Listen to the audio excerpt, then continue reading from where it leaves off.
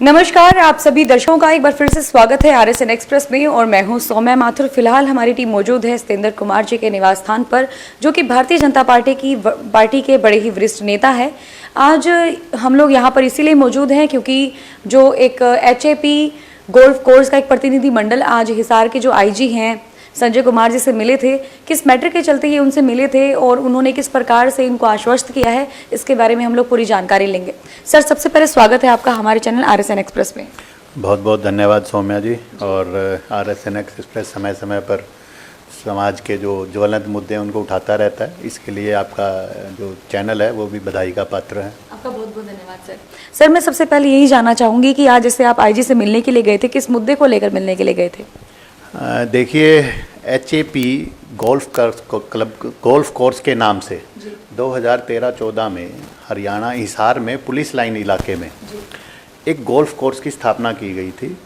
उस golf course में लगभग आज के दिन 250 के आसपास मेंबर हैं, जिसमें प्रोमिनेंट लोग हैं, शहर के गणमान्य व्यक्ति हैं, डॉक्टर्स हैं, सीए हैं, वकील हैं और बिजनेसमैन हैं और काफ़ी नौकरी पेशा लोग भी पुलिस विभाग से और अन्य विभागों से हैं। क्योंकि एयरपोर्ट का विस्तारीकरण हो रहा है तो उसके लिए और जगह की ज़रूरत थी, तो पुलिस लाइन एरिया को शिफ्ट करने की बात चली और उसी पुलिस लाइन शिफ्टिंग में एचएपी गोल्फ कोर्स को भी शिफ्ट करने की बात चली। जी सर। उसको लेकर आज हम, क्योंकि जो गोल्फ कोर्स की जो कमेटी है उसके जो प्रेसिडेंट है, प्रधान हैं, चेयरमैन हैं, वो आईजी साहब हैं और उनके उप प्रधान है जो एसएसपी, जो 3rd बटालियन के कमांडेंट होते हैं, वो हैं।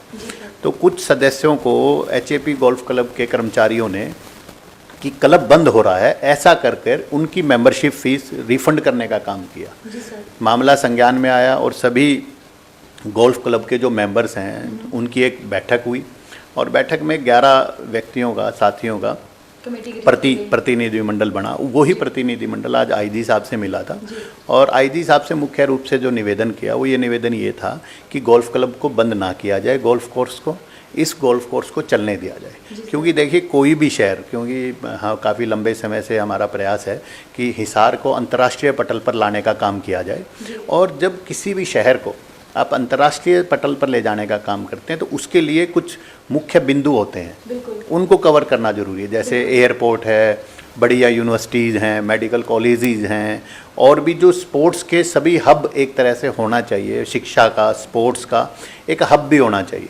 तो इसी में गोल्फ कोर्स की जो स्थापना की गई थी, एक वो बहुत बड़ा मील का पत्थर साबित हुई थि। और एयरपोर्ट भी चूंकि कहीं ना कहीं अंतर्राष्ट्रीय पटल पर लाने के लिए हिसार शहर के लिए बहुत आवश्यक है, तो हमने ये निवेदन किया है प्रतिनिधिमंडल ने कि भाई जो गोल्फ कोर्स है इसको बंद ना किया जाए और इसको जहाँ पर भी पुलिस लाइन शिफ्ट हो उस पुलिस लाइन में ही गोल्फ कोर्स की, नए गोल्फ कोर्स की स्थापना की जाए। ये विषय को लेकर आज हम आईजी साहब से मिले थे। जी सर, कारण क्या मानते हैं कि एचएपी जो गोल्फ क्लब है उसको वहाँ से क्यों हटाया जा रहा था? नहीं, मैं वो बताया मैंने, क्योंकि एयरपोर्ट का जो विस्तारीकरण है उसके लिए और ज़मीन की आवश्यकता थी, तो पुलिस लाइन और इधर के जो इलाका है उसको सारे को उसमें सम्मिलित करने की। हाँ बिल्कुल, गवर्नमेंट कॉलेज ग्राउंड, जो महिलाओं के लिए गवर्नमेंट कॉलेज है वो है, और भी जो आसपास के साथ लगती ज़मीनें हैं जैसे कि धांसू रोड पे भारत पेट्रोलियम का जो रीफिलिंग प्लांट है उसको भी शिफ्ट किया जा रहा है। तो ये सारा इलाका शिफ्ट हो रहा है। देखिए, हमें एयरपोर्ट के विस्तारीकरण में या एयरपोर्ट में उसमें हमें किसी भी साथी को कोई दिक्कत नहीं है, परंतु हम चाहते हैं कि जब ये सारी चीज़ें शिफ्ट होंगी और इनको नई जगह स्थापना किया जाएगा, और आईजी साहब से मिलके बड़ा अच्छा लगा, बड़े पॉजिटिव वे में उन्होंने चीज़ों को लिया और उनका व्यक्तिगत भी यही था, क्योंकि गोल्फ क्लब के माध्यम से कि 250 जो गणमान्य व्यक्ति इसके सदस्य हैं उसके बिहाफ, उसकी वजह से भी कहीं ना कहीं पुलिस और पब्लिक जो रिलेशनशिप है, जो पुलिस और पब्लिक के बीच में जो एक भाईचारा और प्यार परस्पर जो था वो एक बढ़ रहा था धीरे धीरे। तो आईजी साहब का भी ये विचार था। और पर चूंकि कि इसमें कई दिक्कतें हैं, क्योंकि गोल्फ क्लब को लिए भी पूरा बड़ा एरिया चाहिए और इसको डेवलपमेंट में भी काफ़ी फंड्स की आवश्यकता पड़ती है।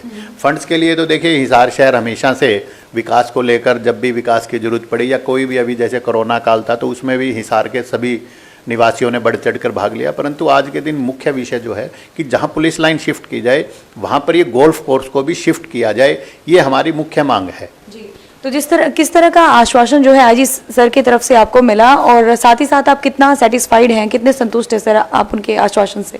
देखिए, आईजी साहब से मिलके बड़ा अच्छा लगा, क्योंकि एक जब पॉजिटिव एटीट्यूड के आदमी से आप मिलते हैं तो कहीं ना कहीं आपको भी इस बात से तसल्ली होती है।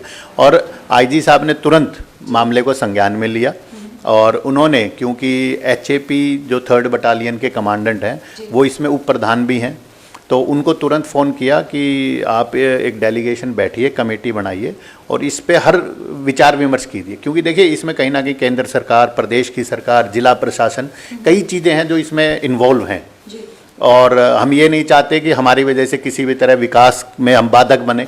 एयरपोर्ट का भी काम हम चाहते हैं तीव्र गति से हो, ताकि पूरे हिसार शहर के और आसपास के निवासियों को एयरपोर्ट की भी जल्द से जल्द सौगात मिले।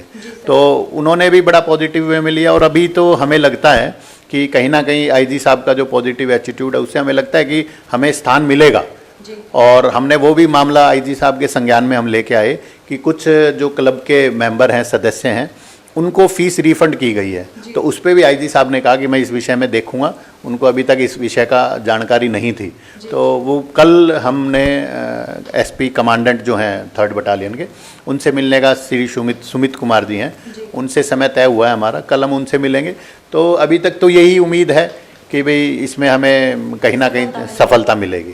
शहर की ताजा खबरों की जानकारी पाने के लिए लाइक करें हमारे फेसबुक पेज RSN एक्सप्रेस को और यूट्यूब चैनल RSN एक्सप्रेस को सब्सक्राइब करें और साथ में बेल आइकन जरूर दबाएं, ताकि शहर की ताजा खबर की जानकारी सबसे पहले नोटिफिकेशन के माध्यम से आपके मोबाइल स्क्रीन पर पहुंच सके।